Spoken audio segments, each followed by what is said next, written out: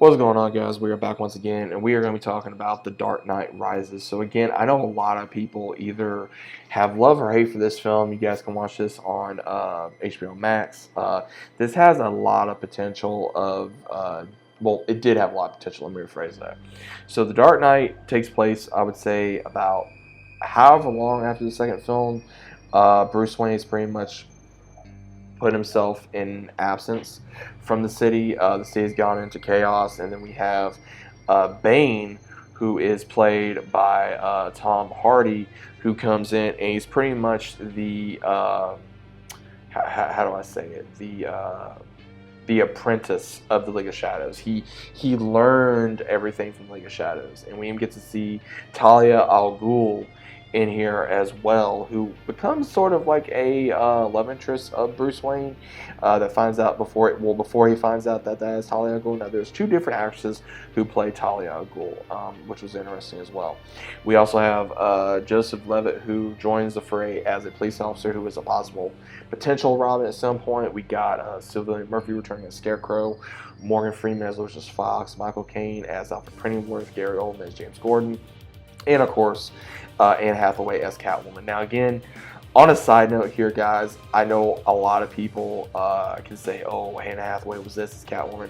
I think Anne Hathaway was gorgeous as Catwoman. I think that she was very sexy. I think she came across very malicious. I think that she came across very devious as Catwoman. I think she was a good Catwoman. I'm going to go ahead and say that now. The whole Bane between Batman was really interesting, especially some of the fight scenes, because of not only how out of touch Batman was, but at the same time he was not understanding that he cannot take him on because of one, how out of the game he was, and that Bane did not play by the same rules as he did.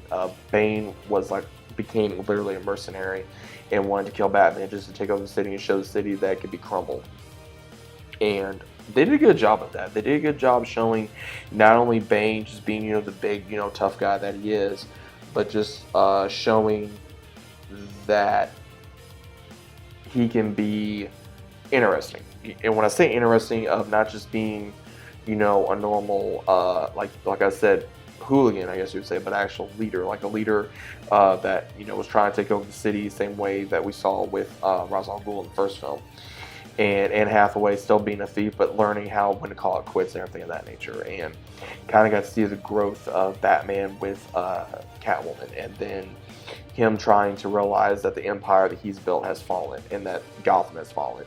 And he has to find a way to not only bring himself back to full health, but be able to fight and learn what he learned in the first film, because he got after the second film, he kind of gained a little bit soft, and he had to understand that if he didn't do what he was going to do, then he would have lost not only himself, his city, and everyone else he loved. And I think this movie does a very good job. It does show that one, how strong Bane is. It shows how crazy Bane can be, how much of a threat Bane can be, and also that Batman he has to be not only a strategist, he has to be a just as strong or more strategic as Bane. And same thing with finding out that Bane was not even the brains of the outfit. It was Talia who was the brains of the outfit. And I think that this movie does kind of conclude the trilogy a little bit, but at the same time, it could have continued at some point. I think that they could have continued it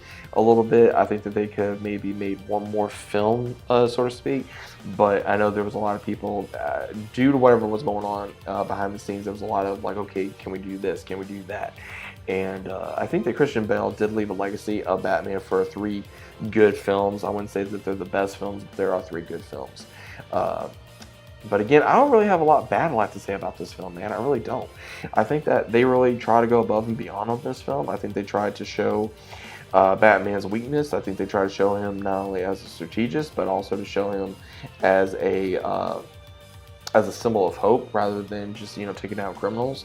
And same thing with trying to show that he was more than just your average vigilante, that he was something else. And same thing with Anne Hathaway. I think they did a good job with Catwoman. This one, for her to be a not only a thief and not only a I would say I'm trying to find the right word here. I think they try to make her like the way Catwoman was, and I think they delivered it very well. So, either way, guys, let me know what you guys think about this down in the comments down below. Like I said, the action scenes was good, the character development was good, the story was good, the actors did a good job. Same thing, seeing the Bat Wing or the Bat Cycle or anything of that nature, I think they did a good job on. So, let me know what you guys think about this down in the comments down below for the Dark Knight Rises. If you guys seen it, let me know what you guys' thoughts are about it. If you have not seen it, go check it out. But let me know what you guys think about it down in the comments, and I'll see you as always on the next one.